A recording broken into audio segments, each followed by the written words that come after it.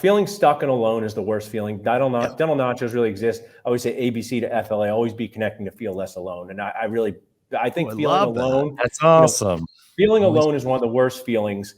And if you can make people feel less alone, feeling stuck is one of the worst feelings. And I think you're 100% right. There are many dentists that said, hey, I didn't know I was signing up for this. Where do I get help? What do I do? Whether it's to stay in the profession, whether it's to do something different. But I and there's really so much shame, unfortunately, for the ones who have to say that, or eventually say it, or you break them down to you say it, and then it's kind of liberating, like the truth sets you free. But it's like this weird shame in saying like, hey, I don't really love it as much as I thought I was gonna love it.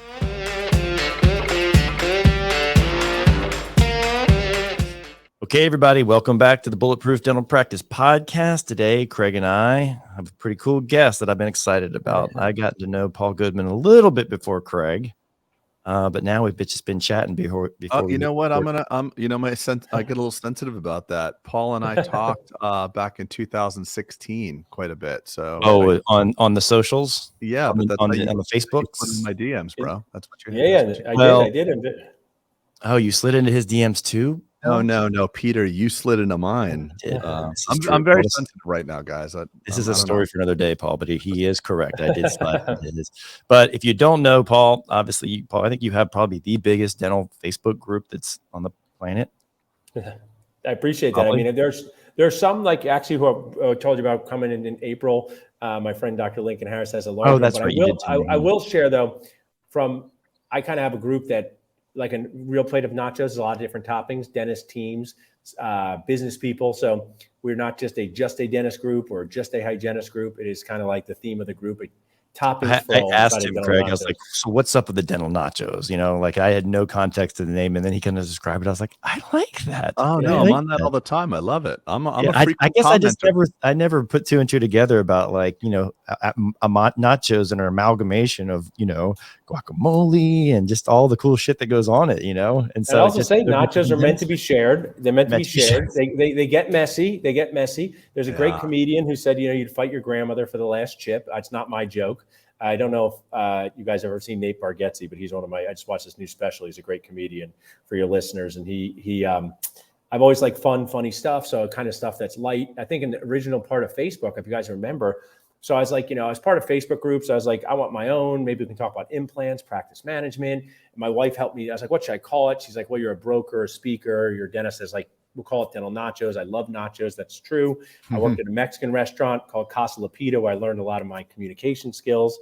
But when I would say, hey guys, this is dental nachos, there's 800 people would text me pictures of nachos they were eating. Oh, no said, way. Hey, Paul, I don't think this is worthy of the group, but I want to let you know I'm eating nachos. And it's created this fun atmosphere. And in the beginning, Facebook's different now, but people would just post nachos they're eating, which is kind of like the golden retriever puppy of appetizers. So it would just create people stopping their scroll and saying, what's this? So I'm really glad to add some fun to the dental universe. Before we jump into some cool topics on dentistry, like what's your quick journey like through this space? I know you said you're 45 years in age, and so I'm guessing you graduated probably in 02, 03. Yeah, I graduated 02 from dental school, right? 95 from high school. So straight out of central New Jersey. Most kids there, we talk a little bit about Gary Vee. He grew up in New Jersey. Most kids there in those days, doctor, dentist, or a lawyer. I want to be like the Clune dog, George Clooney from ER. Tom Cruise from A Few Good Men. I love that movie. Or my dad, the dentist. My dad, the greatest dad. We worked together for 11 years. Never pressured me to be a dentist. Sadly, passed away a few years ago, but just awesome mentor. But he did say to me growing up, I really enjoyed being my own boss. So the traditional, like being able to coach my sports teams, being able to have the Wednesdays off. I do want to share my dad, who was a great dad, did lie to me though, because I say this in my lectures. He would tell people he worked 4 days a week, right? But I'd see him bring his briefcase home and work on the payroll, right? On Wednesdays, sometimes he'd go meet an attorney to work on something for the practice. I say, you know what, Dad? Know what other people call that? They call that work, right? I did say we just talked about that this weekend, Paul. We had a mastermind in Salt Lake City in one of our retreats, and that exact topic came up. Yeah, when you don't see a patient, you're not working. So everybody that has the 99.8% of people that are not dentists, they actually don't work. Yeah, right. Because if they don't see patients, they don't work. Yeah. So you only work when you see patients. You're like, your wife would say, what, are you not working today? Like, just because I didn't see a patient? Like, this is ridiculous. And my dad actually said, early on I went to Villanova. I was part of the 7-year dental program. I went to Penn Dental School. I totally wanted to quit dental school after the first 2 years. The studying part came fairly easy for me. I didn't love all the waxing of the teeth and the bite rims. I said to my dad, I don't know if I want to do this. And he was a great guy. He said, this isn't for you. You can choose a different career. I had all these professors at Villanova who said, you should be a professor. You should do this. But he said, remember, you want to be your own boss. And he goes, none of that stuff is what you do in the real world of dentistry anyway. One day seeing the patient will be the easy part. And he was totally right. Mm-hmm. And, we have a big on-stage, off-stage thing like the Disney way. I'm sure everyone does. And sometimes it's kind of like you could be having all these fires behind the scene in your practice. But your team knows when you go into the patient time, it's the show time, it's the on-stage. So sometimes it's kind of relaxing because I'll go into my operatory, start seeing a patient, and I get to kind of just do, I don't want to call it the easy part, but my dad was, very right about that. So then I did not really love a lot of the arts. I called dentistry full contact arts and crafts. Some people don't want to be there, right? That's pretty much what it is. So I didn't love all the crown preps and the composites. But when I got to my residency program, I did a GPR. My dad's like, go learn. You don't have to come here immediately. A huge fan of GPRs and AGDs. No judgment. People didn't do one, but my dad said, you got your whole life to work with me. My dad did the Air Force for 2 years, but he said doing the Air Force back then, there was no like instructors. You just had your room and like maybe you could ask the higher Air Force guy. But he said, you're a captain too. You have high rank. So these patients can't even complain. You're like literally they tortured these people. My dad told me this story. Does not allow you to complain. It's like they walk in like you're a captain, like, sir, yes, sir. Sit down. Sir, yes, sir. So it's like imagine. Yes, that's what he said. But you didn't have a lot of support when things went right. So I like playing golf and basketball. And sometimes people say, oh, don't do a residency, just go work for a DSO immediately. You'll get experience. But I've seen people play golf for 20 years and they're just as bad as when they started. Yeah. So doing it something the wrong way 20 years doesn't mean it's a correct amount of experience, right? Yeah. So I love the hospital system. I love being part of a team. I love dental implants. The first implant I ever placed, I'm like, this is what I like.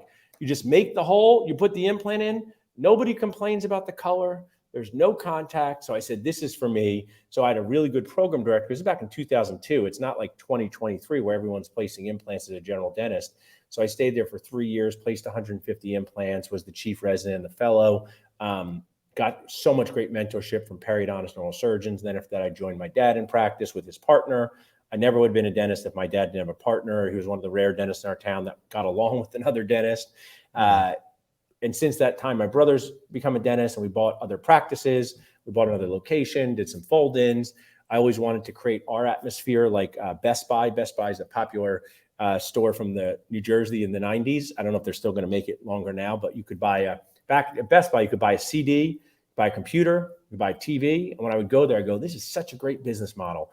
They can help all these people in one location. So I added a periodontist, an endodontist.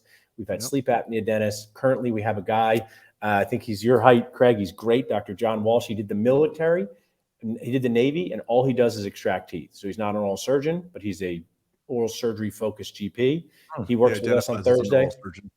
Yeah, right, exactly. So I thought it was more fun to have dentists working together. Patients will do any excuse not to do something. So I'm like, hey, Millie, we got someone right here who can do this. You can come back to this location. So that's a little bit of my story of.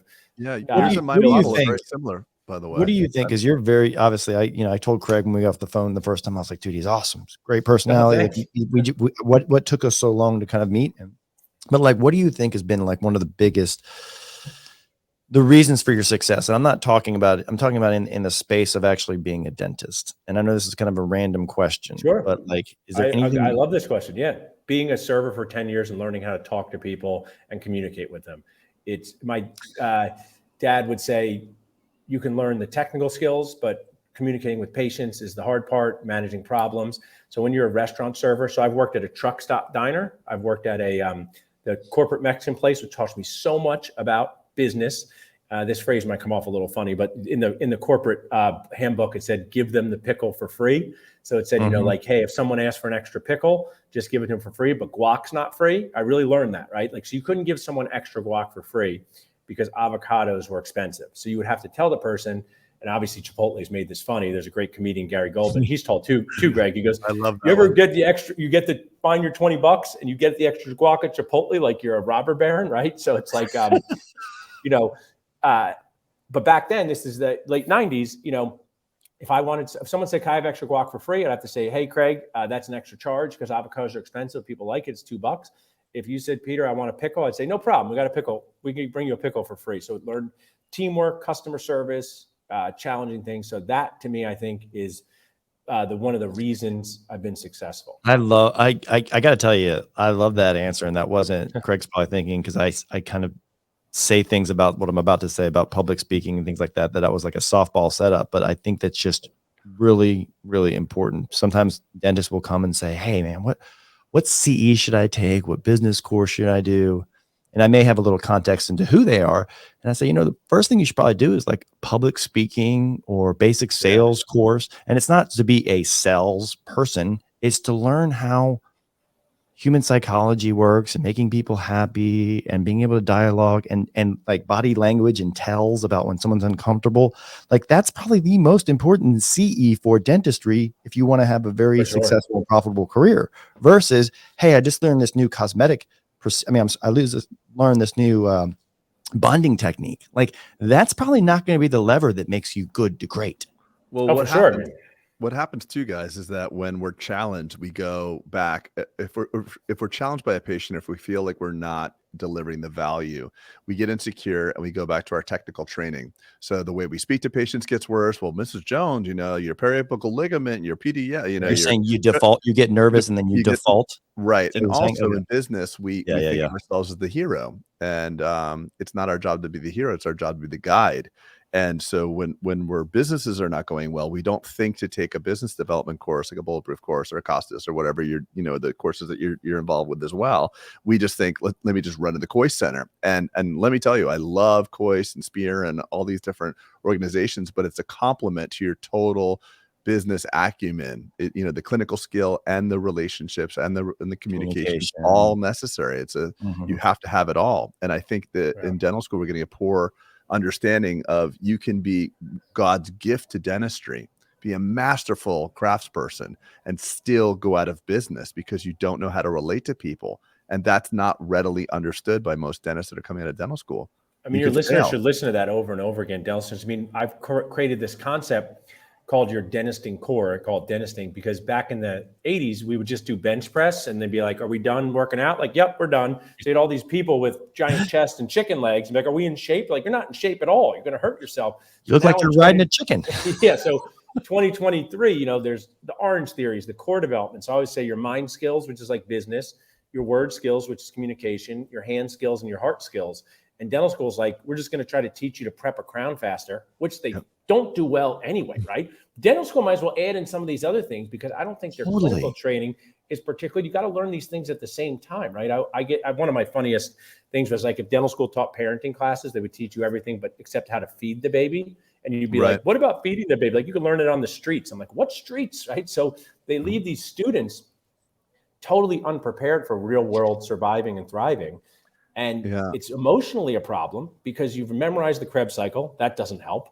You know how the kidney works. Again, something you could Google. And when the patient says, why doesn't my insurance cover this? You're stuck with like gobbledygook. So yeah, like no one had a class on, we joke about dentistry, Paul. I'm sure you hear the same joke all the time is we had 1 hour business class and stuff. We didn't have any. Like, wouldn't it have been great if you'd had a couple hours on an enrollment class? Yeah.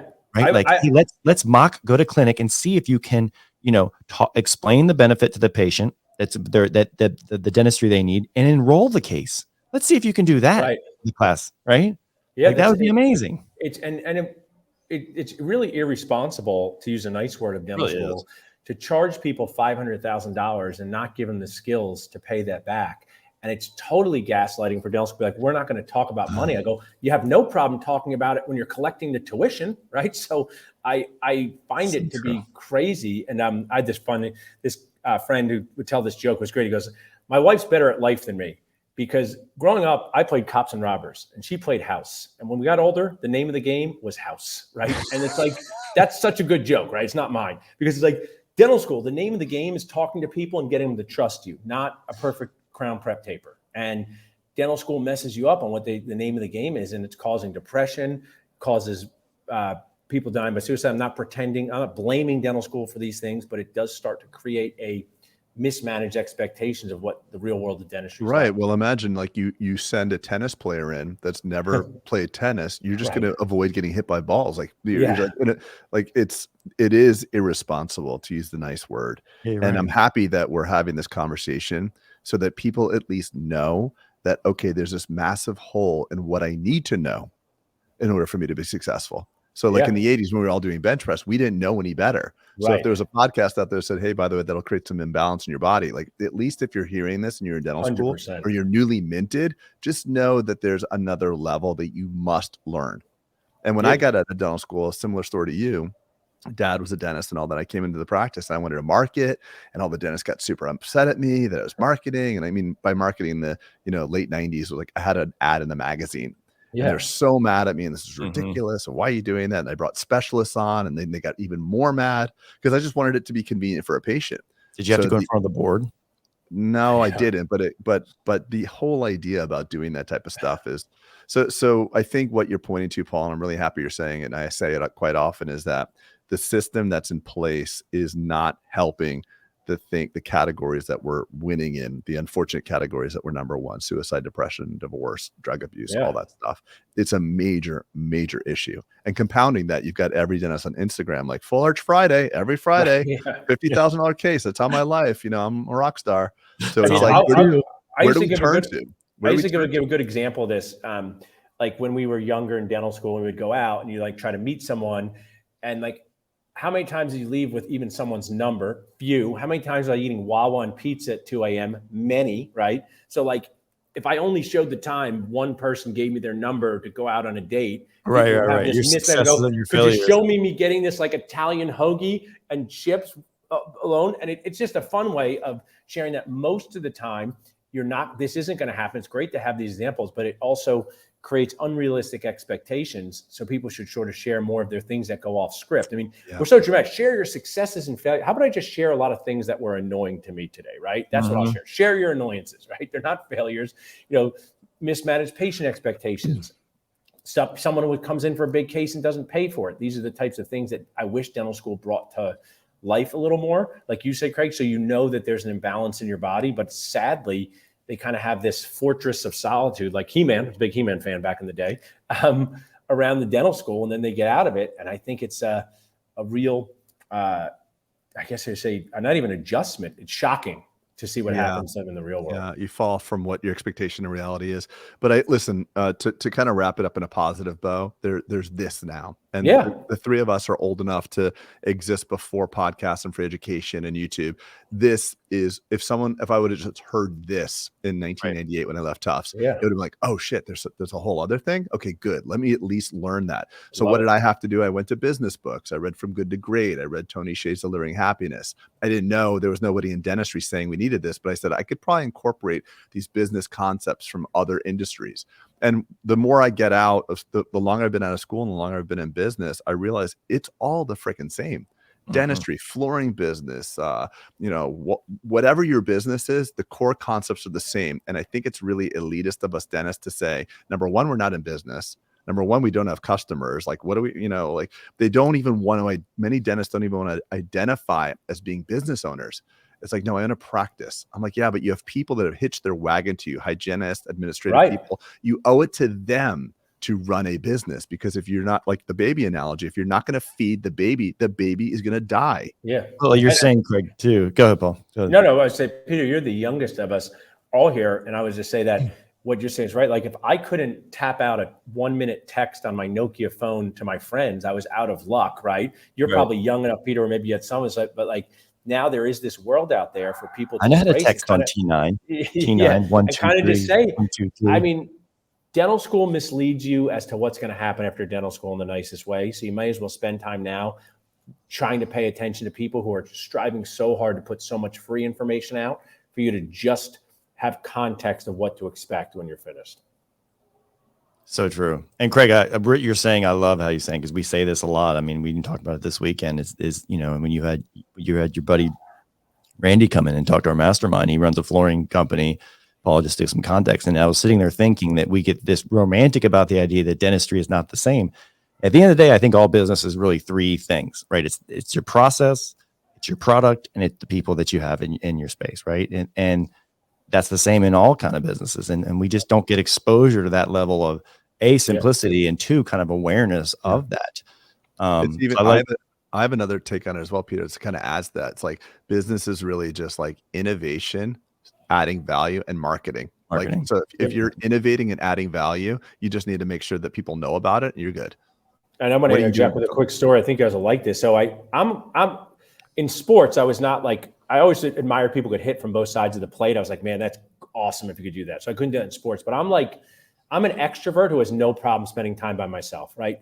I'm one of those people. I'm very extroverted. So I finished these 2 Seattle study clubs 2 weeks ago in Ohio. It was great. I was sitting at the bar. I got 1 glass of Cabernet.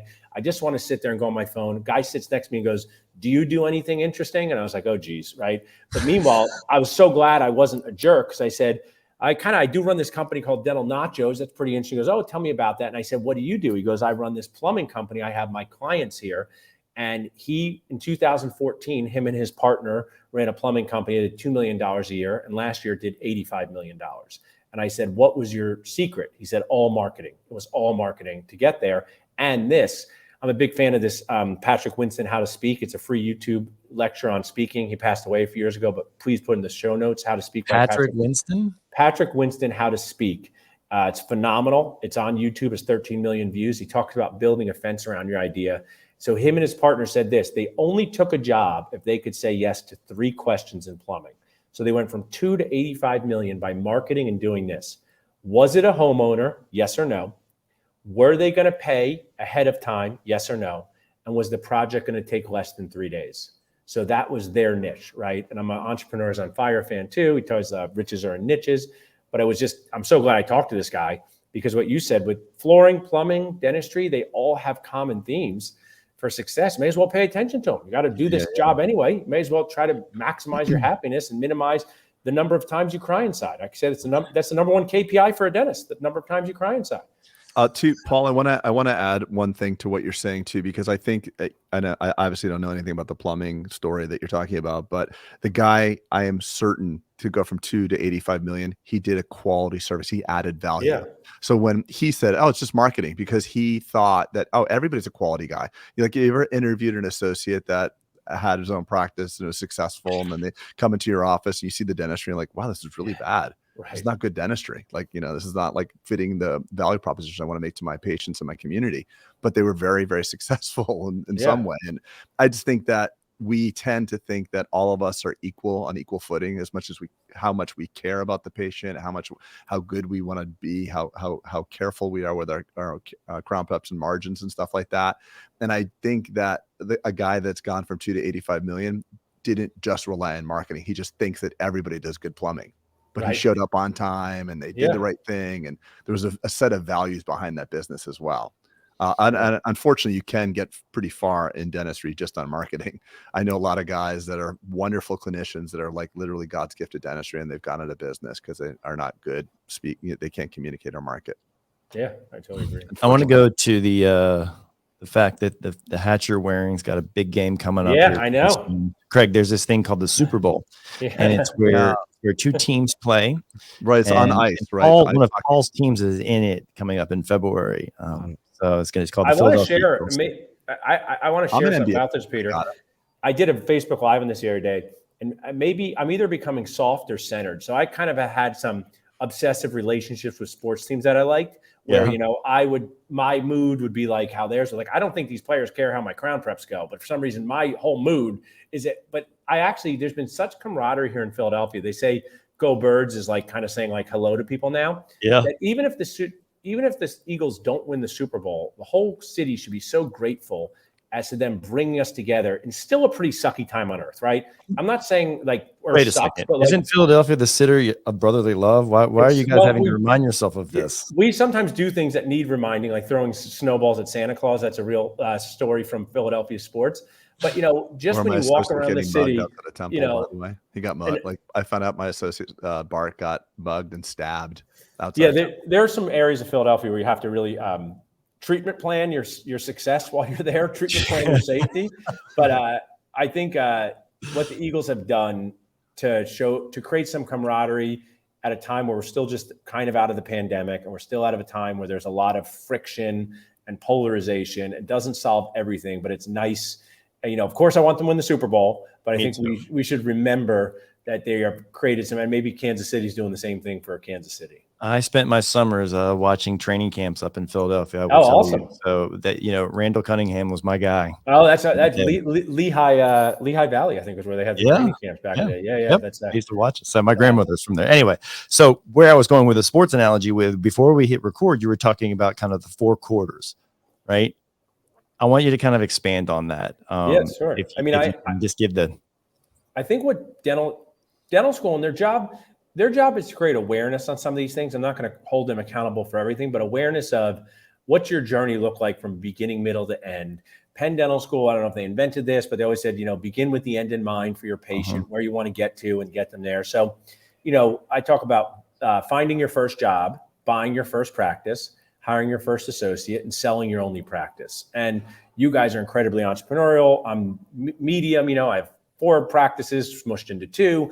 But, I gave this as the keynote, and I love dental students, but I'm like kind of an equal opportunity annoyer. My wife will say regular annoyer. People go, so the D2 will be like, Paul, I want to buy 5 practices. I go, love the enthusiasm. How about 1 job, right? How about 1 job before 5 practices? So I think that if they focused on success in first job, first practice, first hiring associate, only sale, and walking yourself through those without burning your nachos. I burnt my nachos. We worked with a dual rep broker once. I overpaid by a lot. Of course, I'm responsible, but there were no podcasts like you guys said back then. I thought it was normal. The broker probably misled me. I don't want to say lied, but when a broker says 15 people are looking at this practice, you can ask some now I would ask some better questions to know. Of course, I wouldn't know who the other ones are. So I would just like to be part of the solution in helping people succeed. It's funny. We get that, not to interject, but it's funny how you hear that from people that you lecture, Craig, and we hear that a lot. And kind of, obviously, we run masterminds, and so what someone starts with is, this is what I want. And Craig breaks down, is this really what you want? Right. Because, and I always assume, like, look, people think like, hey, I want multiple locations. Why? Because I want to make multiple amounts of money that I make right now. And I said, look, multiple locations is really kind of like chewing glass. You just start getting comfortable to kind of the taste of your own blood. Like it's going to be a hard run, right? And it's not just like, oh, I make $300,000 now at location 1. Let me open number 2 to make 600 and then 900, right? And so sometimes you hear this. You don't understand the reality of this. I still do a fair amount with implants. I'm not as many days in the office, just doing one right now, but I do a lot of consults. So I always tell dentists, they always have to ask this question. You cannot miss this question on the first consult ever. How important it is for your teeth to stay in your mouth all the time, Millie? You got to ask it, because people have to say in that moment, they go, oh, no big deal, I got a partial, or they go, they look like they're horrified. So you got to know that answer, right? You got to know it. Back to this thing with what you guys are talking about. Hopefully this will add some value to your listeners. Do you want to deal more with patients or dentists? Because multiple practice locations, your dentist is who you're dealing with, right? One location, maybe 2, is patients. And many dentists are way more equipped to deal with patients than their fellow colleagues. So I think that is a level of leadership. You're talking, Peter, about chewing glass is a good way to put it. But listen, it's just important to really know what you want and why you want it. And there's a process that we go through the mastermind. It happened this weekend. We just got back from Park City, and it's just typically, hey, I want this, and you sure you want it? And we start strategizing on how to get there. And then invariably it gets down to some core issue of, what do you really want? I just really want a lake house. I'm like, okay, how much is a lake house? 800 grand. I'm like, okay, so you really just want to make 400 grand a year, right? Yeah. What's the easiest way to do that? Right. Not 5 practices. Get 1 under your belt and get it right. And unfortunately, you talk about, the dental school ill preparing us. So we get out of dental school, we're confused. And where there's confusion in a marketplace, people can come in and make a lot of money. Yeah. So there's a lot of consultants, I'll use finger quotes for those that are not watching video, consultants that will say, here's the way to 1 to 2 to 3 to 4 to 5. And then life is going to be groovy. And that's total and complete bullshit. I have masterminders that come through the Bulletproof practice. And like, I want what you have. Well, why? Because I want to make money when you're not there. They go into my office, 13,000 square feet, 55 people, and I am in heaven. Like, put me around people, I love it. Like, if I have to be alone for the day, that's not a good day for me. That probably says more about me personally than anything else. But I just love being surrounded by people. And if you're an introvert and you hate people and you think that you can just go ahead and open up a large practice or have 5 or 7 practices because you're not going to have to avoid people, you're in for a really rude awakening. And the worst possible thing that you could ever get in life is to get everything you ever thought you wanted and still wind up unfulfilled. That's when people take drastic measures. That's when depression, suicide, and drugs come in. It's for sure. I mean, do you know who Jesse? You kind of look like him a little bit, Craig. Do you know who Jesse Eisler is? Itzler.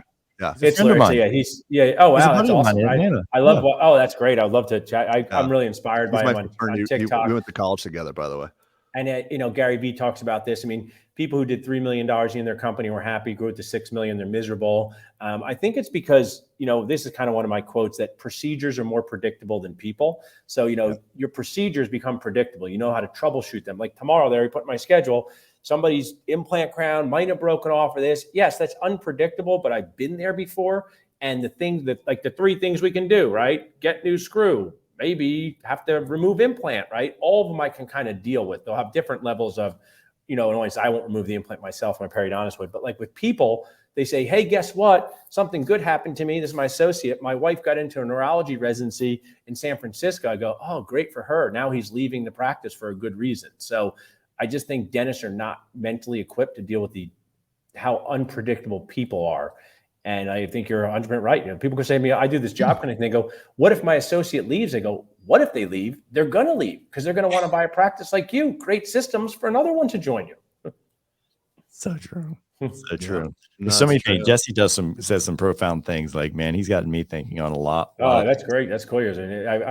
Well, even just like I'm saying the things he said, and I'm not trying to flex in private. I'm saying the things that everyone sees on social. Like I remember him saying something. This is not related to dentistry, but it was one of the most transformative things I've ever had said in my whole life. Is he said, "Look," and I believe who he was talking to. He was on Lewis Howell's podcast, I think. Yeah, and he was saying, "Hey, how many?" How's your relationship with your parents? And he's like, good. They're in their 70s. I see them all the time. How close are you? And he's like, really close. And he's like, cool. Like, so how long do you have with them? He's like, dude, I have hopefully 15 more years. He goes, okay. How many times a year do you see him? Yeah. Lewis said 2. He said, nope. You don't have 15 years. You have 30 more visits with them. Yeah. Yeah. And like, it just, right. And I know I've said that before in the pod. I've seen that. I love that one. You have seen that? Yeah. If you ever talked to me, I would always go, I usually remember my lecturer show one of his TikTok clips. And I go, you ever heard of this guy? And they go, no. I go, you ever heard of Spanx? He's related to that. So people always get like, that gets their attention. Gets their attention to do it. So, yeah, I just think also what you guys said is, I did a email once, is being successful too stressful? It's written by a 39-year-old dentist, female dentist who had it all, $1 million practice, kids. But she's like, Paul, keeping this up is so stressful. And it really was resonating with people because people just assume the next level people are happy. But like what you guys said, if you're not careful about what you wish for, you might get it and still be unhappy. So I think it's such an important message. And that's like Craig says that too all the time. Like getting, life's torture chamber is essentially like getting all the things you want that you thought you wanted in life, right? Craig, I'm probably paraphrasing. Yeah, no, exactly right. And still not being happy, right? But what we're being fed, this personal development stuff is available everywhere we look. We can find it, but there is a narrative that's being fed to the confused new graduate, or the confused guy, that the associate. We're just confused as a whole, and where that confusion lies is an economic opportunity for people to come in and hijack your vision and tell you this is exactly what you should do. These 3 easy steps. And that's just total bullshit, because dentistry, the beautiful thing that we all love about it is it can be exactly what you want it to be. You could work 2 days a week and give back on 1 day a week, or you could have 15 offices, and it's not one size fits all. And I do see a conflation of the practices like this. The narrative is becoming conflated. It's like, this is what you should do. And anytime human beings are told what they should do, they tend to do it and not be happy about it. And I want to share this morning. It's my Instagram post. They're smart marketers. I got an email from bigpractices.com. I don't think it's named, saying that they sold $4 million practice for $9 million and a $1 million for $3 million trying to get you in. I said, how many dentists know that there's strings attached to that, right? And I don't know enough to. I happen to know I'm on the inside of this stuff. I would have never known if I didn't become a broker. So that's an easy sort of dangling there. I also say to dentists, maybe like, you don't have to spend so much money. Unpack that, because I keep going with that, because like unpack that, like that bait and switch in dentistry. Well, the bait and switch is, you know, can you eventually end up with $3 million for a $1.2 million practice? Yes-ish. But there's a lot of parts of that journey. You know, how much is this DSO or corporate going to pay you when you sell? How long do you have to stay on? How many recaps have to go well, you know, when a bigger fish buys it? And I think I get it. Like when an annoyed practice owner as 41 at Monday morning sees that they can get double for their practice, sometimes they totally, you from know, the postcard they got. Look. Yeah. I literally had that conversation at someone at a cocktail party, and they're like, well, my practice is worth, what'd she say? She was like, it's worth $12 million. I said, how? And she said, well, it does $4.5 million. And I got a postcard that says it's, top you know, line, I was like, holy shit. Yeah, top line. Yeah, 3x of top line. Thank you, Craig. I mean, Dennis she's like basically selling for what Salesforce sells for. Yeah, but it's like Mark Benioff doesn't get that deal. They'll spend more time researching a golf trip with their friends than they will to practice and everything. You know, like hire your team of advisors, like a Mark Costa says. Ask people if you're nacho nuts. I have Rob Montgomery, my dental focus. One time, like 6 years ago, I go, I want to buy this little practice in this up and coming area in Philadelphia. I want to fix it up. I was so excited. And my attorney and my friends like, that's a dumb idea. But I mean, he said it nicer than that. He goes, Paul, you know how much work you have to put into this practice? You have to do, you can distract this. I'm like, you're 100% right. And I didn't do it, but I trusted him to tell me when I was nacho nuts. And I, you know, you talk about consulting, Craig, I agree with you. People DM me, they say, consultant ripped me off. I go, okay, tell me more. They go, well, I spent $100,000 on this one guy. I go, who told you to do that? Right? Yeah, that sounds horrible. And that, by the way, that guy, Paul, had never run a dental practice before. He didn't have any, like, why do we as dentists take advice from people who have never done what we wish to do? Like, there's so, this guy, for example, Paul, like, you're gonna love this. There's this guy on Instagram, and this is a funny story that Craig and I do. Maybe we have too much idle time, but he's kind of selling the, like, let me show you the ways to grow your practice without being there, without touching it, the magic wand. And he's not a dentist, right? And Craig and I just incessantly sit there in the comments and write, like, control him. I like it. It's an advertisement, right? Listen, I bought the world needs more purple people. I bought for my 4-year-old this week. It's a great book by Kristen Bell, and we read it, and it's all about asking good questions. Purple people ask good questions. So even though we might be poking at this guy, those are good questions. People see it in the comments, and they say, "Hey, at least someone's questioning this." And I like people to question. Some people go, "What's the deal with your Facebook group?" Okay, it's basically like a free park. I got sponsors that pay for it, and people get to enjoy the park for free. That's how I explain it, right? You know, like, and someone pays for free parking. Speaking of your Facebook group, I want to talk about this for just a second. Can we pause for 1 second? Because I wanted to just complete one thing that you guys were talking about too. You guys said, like, hey, there's the pie in the sky, sell your practice, and life is going to be groovy. So you're doing 1 million, you get 3 million, and the 41-year-old dentist is like, damn, I could get $3 million. I want to just add something for the listeners. When you exit your business, you take the money and you have to enter someone else's business. Right. You can't take the $3 million with investment. Yeah. Well, I'm just saying that you can't, this money, now you have capital that deserves to be, you know, put to use. And it has to get yield. Yeah, you have to get yield. You can't just stick it under your mattress. It's irresponsible. So what do? You take all that money and you put it in someone else's business, the stock market, someone else's company. And now you're still in business. You had a business that you could make it better and you would have loved it. You know, people sell their business because they don't like it and they don't want to make it better. People don't sell businesses that actually work as businesses. They're just frustrated. So there's a way to have your cake and eat it too. If you go through training like ours or yours or whoever's the training that you want to go to, we collectively can take a business that's driving you batshit crazy and make it work for you. It's not going to be overnight and it's not going to be done in, you know, with these 3 magical steps, but we can get you to a point where you actually like your business and it doesn't own you, you own it, and then you'll never want to sell it. And I also think though, Craig, I mean, I like a Jim Collins stuff too, built to sell. It also is great if you want to sell it one day too, because, because then just role model what it looks like to have an awesome business and have it for, you know, as long as you want. And there's no loss to that. But to your point, if you want to sell it though, Paul, it's incumbent upon you to fix it to some degree. Oh, for sure. Yeah. That's the book, the sell book, right? If you read that book. Yeah. But to your point, it's incumbent upon me. If you do want to sell, and you're right, no shame. But if you do want to spend more time, not on your golf trip that you're taking, but understanding what the other side of the table is thinking, doing, processing, strategy, right? Because the $3 million offer is not a $3 million offer. As a matter of fact, it's probably a $1 million offer with $1 million in preferred shares and $1 million in holdback money and all this stuff. And you're probably going to see the $1 million that someone else would have given you, but it got sexy because it was on a postcard, and all you could think about was $3 million. But the PE company, the new buyer, is going to make the hard decisions that you refuse to make your company profitable. The lady that doesn't show up on time that you've just had as a relic at your admin team, they're going to fire her. And the poor spending that you've had and things like that. I mean, it's not perfect. I mean, and listen, and then the other side of this, I'll just add, is you can get my face for a minute. So Rob Montgomery and I are close friends. He's a great dental focused attorney. And early on in this, he gave me some good advice. DSOs asked me to be clinical directors one time. It just wasn't the right fit for me. He goes, a lot of dentists think the DSO is going to come in and tell them to do more and do all this stuff, but many of them don't do enough. And a lot of these practice owners think that someone's going to ride in on this white horse and save them from stress. But guess what? If you're there with your team, whether you're the owner, 50% owner, or you sold to a DSO, you got to answer the questions. If I just drop my kids off with you and be like, hey, you got to answer their questions. So I think sometimes there's the other side of it. They go, DSO is going to come in. Nobody's going to tell me to do a crown when it needs a filling. Oh, easy. Okay, fine. They're not there many times. You got a boss now, by the way. Yeah. So it's people should learn more about it. It's why we're doing our next thing. I love that. Should become more aware of that. What I was going to bring up in the Facebook groups, Greg, unless you had something else to add. Just one last thing. And I just want to kind of point to the idea that when we really look under the hood, and I think the three of us have spent a good deal of time looking under the hood and the P&L of many dental friends and practices that we advise, we see at the end of the day that many of our doctors would be better off working for somebody.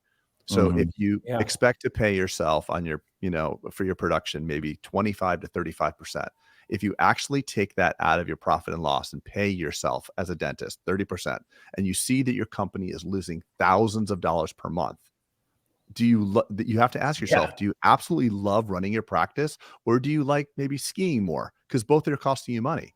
Owning a practice is costing you money. Skiing costs you money. Which one do you like better? That's not necessarily true, but it is. If you're running a business you're just the free labor, so to speak, right? Yeah. Well, no, I'm just saying that if you pay yourself your production, you take your $1 million a year you gross, and you're producing $600,000, collecting $600,000 of that, and you pay yourself 30% of that.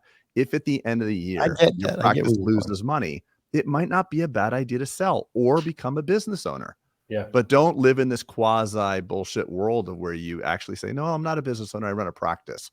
Or, like we said, I think we were saying just a moment ago, your employees have hitched their wagons to you. Yeah. Your team is depending on you to run a good business. And it's important that you actually, maybe you don't want to do it for yourself, because maybe making $200,000 a year is perfect for you. And congrats if it is perfect for you, but other people are depending and investing their future in your hands. And I think if you've chosen to be a business owner, be a good one, or don't be one. I agree. All right, Paul, where I was going with my question, but you keep now brought up the Facebook group 4 times now. So I'm a big crypto nut. Okay. Cool. People listen to this, right? So I'm into, and there's something in Bitcoin is called the fear and greed index, where it's just simply a sentiment of the entire space, right? Is there more fear going on? Is there more greed? And it kind of predicts as to when you can buy. I'm going to draw the analog. You get to see the sentiment of a lot of dentists right now, right? Because of your group. What would you say? Huh? He's the canary in the coal mine. Yeah, exactly. Yeah, plus he has the job postings too, so you can see how they're moving. Right. So what would you say is, and I'm going to say, what is the sentiment? I know you could ask what sentiment, I mean, in which direction, but like, what do you think about in our space right now? I think it's a great question. I've often called myself, if you're a Game of Thrones fan, the Jon Snow of dentistry. I went beyond the wall, and I'm like, there's some White Walkers, everyone. Like, we don't believe you, Paul. I'm like, but I'm over here. And then Jon Snow, poor guy, whole freaking seasons, he's like, they're coming. And, I won't ruin the whole show for people, but I like that. I think responsible concern about the 3 Ds that are destroying dentist lives, not dentistry. Dentistry is great. You can scan the scanner, you can place implants, you can do so many things. Dentistry, awesome. The lives of dentists are under attack by DSOs, dental insurance, and dental school debt. And they come with different parts to them. DSOs, which I work with on a daily basis, present opportunities for some dentists that remove opportunities for other dentists. I mean, these are our white walkers. Is that what you're saying? I mean, they're DSOs themselves. The DSOs, the dental insurance, and the dental debt is the white walkers. I love this. I hope you say yes to this. Yeah, they're the white walkers. Now, if you take a deep dive into the show, are the white walkers all terrible, right? Not necessarily. They're trying to do their own thing and survive too. But the consolidation of dentistry with DSOs, and I've speak at DEO, I work with DSOs and invite them to my events, remove opportunities for practice ownership from the future. We should just be aware of this, right? It's just a thing. I walk around Philadelphia. There's only 2 independent pharmacies. There's many CVS's and Walgreens, right? It's just, I know it's an easy analogy. Dental insurance, I think, is the biggest problem, because this happened to me and I was just fearful. In 2017, Spodak PPL, I won't name them, they sent me a letter saying, hey, Paul, we're going to pay you 16% less next year. Immediately, that was going to be a $100,000 loss for me and my brother if we did the same work. And we said, okay, right? Because we were afraid to drop all these patients. It took us five years to remove ourselves from this plan. So dental insurance paying dentists less for work that costs more, it's really a big problem. I think it's the biggest problem facing dentistry, is that reducing fees. And even if you're out of network like I am now, or fee for service, this still affects you, because dental insurance still creates energy around fees, right? Energy around fees. And then the dental school debt, I believe debt is more emotional than financial, because they're charging dental students $600,000 or $700,000 to get a general dentist degree. Remember, this is a general dentist degree. People go, but perio's great. I go, I'm not talking about perio. It is great. That's 3 more years.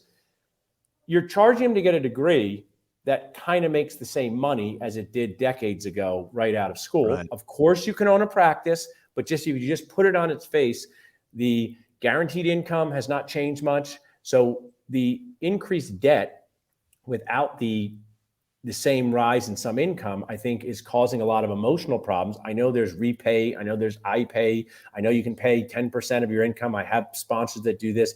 But if I woke up every day as a 30-year-old with a loan balance of $600,000 that I saw get higher after I paid it, we're talking about type A personalities. You think these dentists want to wait for the tax bomb to be forgiven later, if it even happens or not? You think they're going to feel good about not paying back their debt? So those are the 3. I think there's responsible concern about those. I want to throw out a conspiracy theory. Do you like conspiracy theories? I do. I like them. I'm a dentist. Every dentist likes them. What if hypothetically dental school education has gone up astronomically by groups that would be incented by limiting dental students' options for private practice outside of dental school? That's crazy. That's like, next thing you say is like DSO sponsor events at dental school. Are you crazy? Or start their own dental school. I have one in my DMs from this morning and get to where, there's a DSO in North Carolina that's starting their own dental school. You don't even need a you guys are crazy. This is crazy talk. This can be shadow banned on YouTube. Tin hat conspiracy theory. I'll get up my aluminum foil. So, but by the way, what you said, Paul, I love. You said dentistry great. Dentists, like the dentist thing, not so great. There's a macroeconomic phenomenon too. The amount of dollars being spent in our profession going through the roof. Average salary of dentist flatlining. So where's the delta? Where's all the money going? So more money being spent in dentistry. The second White Walker. It's too easy. It's too easy of a joke. Where's the delta? Where's it going? It's going to Delta. They're getting Delta. I didn't understand it. That was a layup joke. Yeah, I like that layup. I mean, I also want to share this. Mark Costas and I talked about this. I mean, I'm a big fan of that Truman Show movie where he's like, when she's holding the Folgers, like, who are you talking to? Right? I don't know if you know the Truman Show well, but it's a great conspiracy. Like, there is a dental school that is now branding their clinic with this giant DSO, and they need money. And Mark and I were like, they take $600,000 a year from these students. If you had a business that brought in all these millions and you still needed more money, maybe you shouldn't be in business. Yes. Like, why do we always say, dental schools need more money when they're collecting hundreds of millions of dollars in tuitions? Like, what is happening? So I agree with you. I'm in the conspiracy theory. And I think at least talking about this and having all generations of we talk about the 4 decisions. Why does the cell dentist care? Why does the 58? Because someone's going to buy your practice. And maybe you don't want to stay for 3 years. And maybe you don't want to sell to a DSO. Do you want to? I mean, I don't think a lot of new dentists are very confident in the practice purchasing journey sometimes. And I totally get the why. They could have a spouse that makes 200 grand a year as a doctor or working for a company. They could be an associate making 200 grand a year and saying, why do I want to take on these headaches? So I think that's why it's a total team effort for back to basketball for all of us to be aware of this. I love it. So I guess as dental schools, as the cost of dental education continues to rise, because it's done that over the last 20 years, where's the inflection point where people start saying like, not worth it? I mean, what number is that in your opinion? I mean, Because like, I think it's debilitating levels of debt, Craig. Is that what you're saying? It's like, okay, it's worth it at this. I mean, the market dictates everything. So like, okay, average compensation not going up, access to capital, ability to, it's just where does this go? What happens in your opinion? Does I like it. I think that I've had really anyone who I'll ever talk to for free. I talk to a lot of people for free, but no questions asked. If someone goes, hey, Paul, I'm thinking of going to dental school. Can I talk to you about it? Say, sure, here's my cell phone. Let's talk. I walk a lot in Philadelphia, walk my dog. And I've helped dental students be positive and go to dental school. And I've helped many say this isn't the career for them. I think one thing I want to share is it's very negative to say, well, there's no other good jobs out there. I mean, these are bright, motivated people that can do so many different things. Dentistry is one of them. So if it's the right fit for you to be on it, great. But maybe there's a different fit for you and you're just like a 23-year-old trying to figure this out, a 25-year-old. So I think $1 million in debt just starts to sound made up, right? And I don't think we're too far away from it, from the California and the New York schools. And I think that pre-dental students, I mean, you do realize, like, if you get a car loan, people make fun of used car salesmen. I find them to be very ethical, right? You got to sign loans. They tell you about the financing. Dental schools like here, sign. I love the truth in lending disclosure. Imagine like dental schools having to do a truth in lending disclosure. Your costs are going to be this. Over 10 years, it'll be this. Your average salary is going to be this. And you look at that document, like, how when you buy a car now, they say the average cost in gas, what it will be per year. Imagine that with dentistry. And why would this be great? Because you get the people who really want to do it. If I hear this one more time, I will lose it. They go, if you really love dentistry, you should be a dentist. I go, where's the opportunity to practice dentistry illegally to determine if you love it? It's all a leap of faith. Yes, observing in offices, right? Cool, observing. I grew up in a dental office and I had no idea what it was like until I became a dentist. Yes, I assisted my dad many times. Yes, I observed many times. Yes, I went to the oral surgeon, his friend, to watch. You do not know what it feels like till you do it. It doesn't mean that you shouldn't become a dentist, but to say, oh, if you really love this job, right? It is illegal to test it out, right? Yeah. Can't even test drive the car. Paul, tell us. By the time you get through the whole thing, you've put so much time and effort into it. You can't back out now. You know, so by the time you actually get to, which is, I think, what you alluded to earlier, Paul, the massive, there's a lot of depression, a lot of job. That you're feeling stuck and alone is the worst feeling. Dental nachos really exist. I always say ABC to FLA, always be connecting to feel less alone. And I think feeling alone. That's awesome. Feeling alone is one of the worst feelings. And if you can make people feel less alone, feeling stuck is one of the worst feelings. And I think you're 100% right. There are many dentists that said, hey, I didn't know I was signing up for this. Where do I get help? What do I do? Whether it's to stay in the profession, whether it's to do something different. But I and there's really so much shame, unfortunately, for the ones who have to say that, or eventually say it, or you break them down to you say it, and then it's kind of liberating, like the truth sets you free. But it's like this weird shame in saying, like, hey, I don't really love it as much as I thought I was gonna love it, because you feel like this judgment, like that's what you were bred and geared to do. Who you should interview for your podcast is Laura Brenner from Dental Side Gigs. She's amazing. She's doing so much great work in this space. She calls herself a recovering dentist after 10 years, and she talks about the shame. And I think we should have room for all different competing narratives. There's people who freaking love basketball, people don't like it. They're both right? Gary Vee talks about that. And I think we can just be secure. My dad was a very secure guy, and he's like, this profession, I don't wake up every day saying like doing root canals is my life's work, but I like being my own boss. I like helping people. And that's why I kind of just developed this, what I feel is a reasonably healthy attitude towards the profession. Yeah. And the great thing about dentistry too, and I grew up with a father that like loved it. He's 82 years old, knock on wood. He's still here that's cool. doing his thing.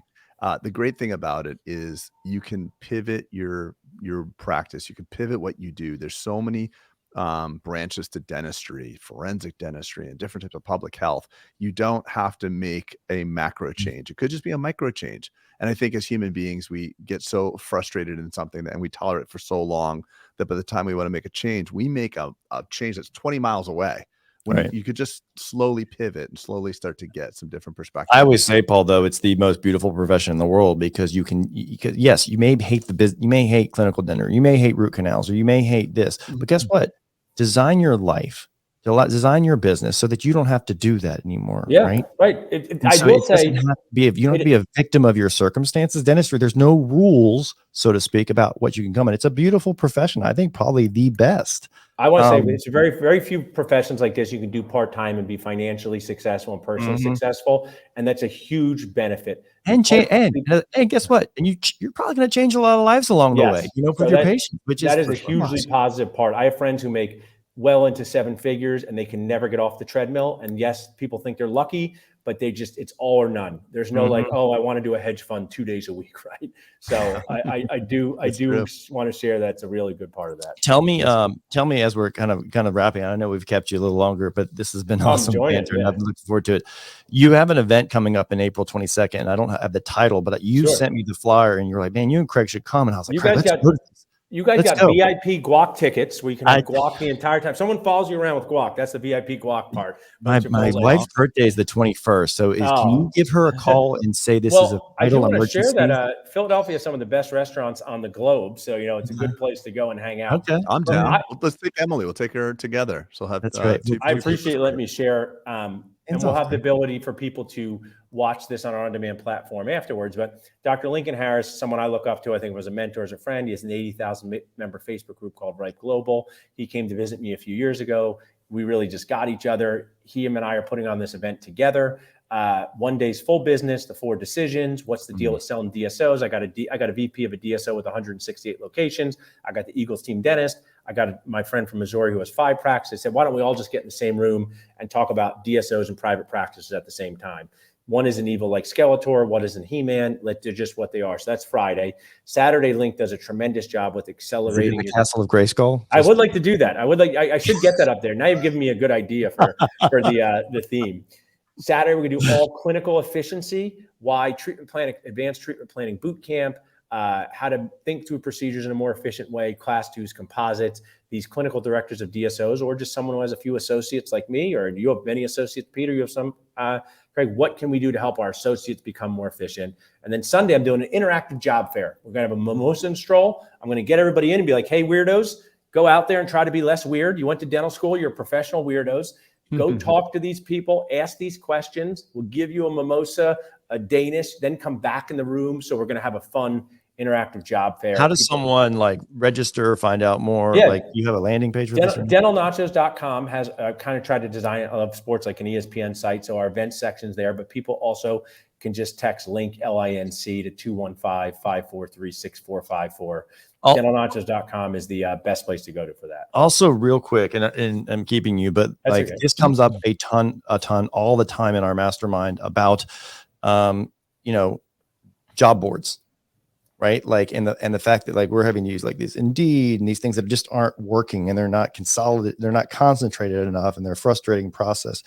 You started Dentist Job Connect, I know, pretty recently. Tell what was kind of the thesis real quick. I wanted to make it like a care.com for dentistry. I'm a parent who needs babysitters. I didn't want to have these giant $15,000 recruiting fees. No disrespect to that. I've done that. There's a lot of free platforms, but sometimes they're not curated well. So we have 2,700 job seekers on the platform now. You pay for an ad for 90 days or 180 days. It's a flat fee opportunity for success. You get somebody, there's no additional fees. You don't get someone, there's no refund. It really has been super fun and successful to build. I want to be part of the solution is solving bonding dentists together for jobs. So people, you can be a DSO that uses it. You could hire your first associate. You could be a group practice. I do try to say to people like us who have practice, you want to bench to some degree for your associates, because if you have a practice that runs on an associate, you don't have them, the whole thing falls apart. So it's just my way of hopefully creating a great opportunity for anyone who's looking for an associate or finding a job to find one through Dentist Job Connect. Love it. Well, Paul, I'm really excited that we got the chance to hang here because I love your mission, and dentistry's fragmented, and anybody who's trying to bring it together and bring us together through our common frailties and our challenges is a noble endeavor. I'm really just psyched that you were here. Love this talk. Hope to see you guys in person this year. You guys are great. Keep doing what you're doing. Please share in my group and look forward to continuing to connect. Thanks, bud. Thanks, guys. See you soon.